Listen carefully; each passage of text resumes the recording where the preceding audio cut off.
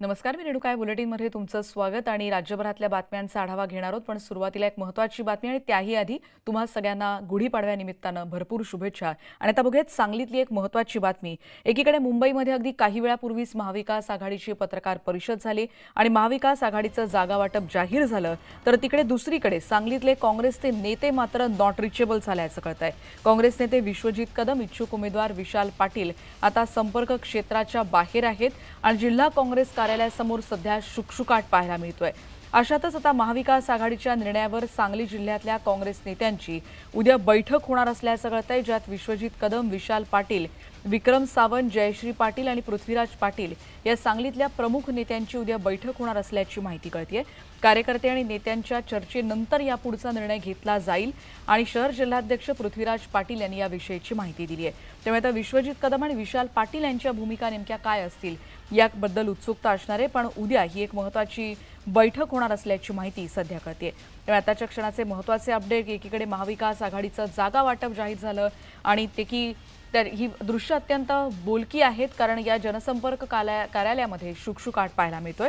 थेट जाणार आसिफ मुरसल आमचे प्रतिनिधी सांगलीहून आता आपल्या सोबत आहेत. सांगलीतले नेमके काय घडामोडी घडतायत थेट जाणून घेऊयात. आसिफ, आपण बघितलं की विश्वजित कदम नेमकी काय भूमिका घेत आहेत, विशाल पाटील नेमकी काय भूमिका घेत आहेत, याकडे लक्ष असणार आहे. सध्या सांगलीतले काय अपडेट्स मिळत आहेत? कारण महाविकास आघाडीच्या पत्रकार परिषदेनंतर जी आपण बातमी बघितली होती की या सगळ्या कार्यालयामध्ये सध्या शुकशुकाट दिसतोय. कार्यकर्ते घरात बाहेर पडत असतात, त्याचे नंतर बाहेर पडत असतात. नक्कीच रेणुका, बघितलं तर काँग्रेस ज्या महाविकास आघाडीची प्रेस कॉन्फरन्स झाल्यानंतर काँग्रेसचे कार्यकर्त्यांनी कार्यालयासमोर शुकशुकाट होता. आता सध्या आपल्याबरोबर काँग्रेसचे कार्यकर्ते ते नाराज आहेत, त्यांच्याकडून जाणून घेणार त्याची भूमिका काय असणार आहे, काय सांगाल? काय, सांगली जिल्ह्यातले काँग्रेस पक्ष वसंतदादांची परंपरा असलेला काँग्रेस पक्ष आहे आणि त्या गेले मागच्या इलेक्शन आणि ह्या इलेक्शन पण काँग्रेस पक्ष सांगली जिल्ह्यात संपवायचा आहे, वसंतदादांचं नाव संपवायचं आहे असं दिसतंय, तरी त्याचा आम्ही निषेध करतो. तुम्ही काय सांगाल? एकूण सगळे आता नेते सगळे नॉट रिचेबल आहेत, काय सांगाल? सर्वसाधारण ही जी परिस्थिती निर्माण झाली नेत्यांनाही धक्काच आहे. कारण एवढी वस्तुस्थिती खरी असताना गेले आज एक महिना ह्या जिल्ह्याच्या नेत्यांनी सर्व पाठपुरावा केला असताना सुद्धा हा महाविकास आघाडीने घेतलेला निर्णय आहे.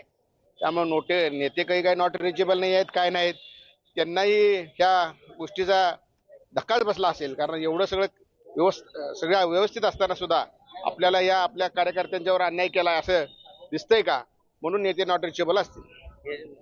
तिकीट न देण्याचं कारण काय वाटतं? तिकीट न देण्याचं कारण हे महाविकास आघाडीतील काही नेत्यांना माहिती असेल, त्या कमिटीत आम्हालाही काही माहित नाही.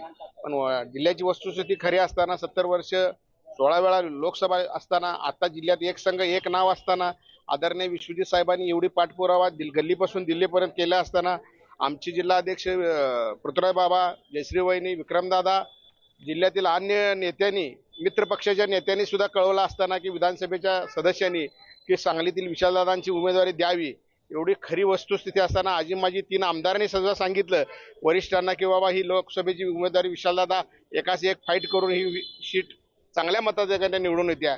खरी वस्तुस्थिती माहिती असताना सुद्धा यांनी आपली उमेदवारी दिली नाही, याचा काँग्रेस कार्यकर्ता म्हणून मलाही धक्का बसलाय आणि या गोष्टीचा आम्ही निषेध करतोय. तुम्ही काय सांगाल? तुम्हाला विशाल पाटील अपक्ष लढायला पाहिजे वाटते तुम्हाला?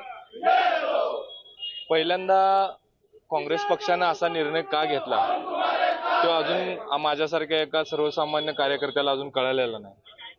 एवढं 5 वर्ष काम करून विशालदादा एवढं ग्राउंड लेवलला जाऊन सर्वेत विशालदादा 1 नंबरला दाखवून एवढ्या सगळ्या गोष्टी होऊन सुद्धा जर काँग्रेस पक्ष जर असं तिकीट देत नसेल किंवा असा अन्याय वसंतदादा घराण्यावर करत असेल तर प्रथमतः पहिल्यांदा आपण आपलीच परीक्षा घेतल्यागत झाले.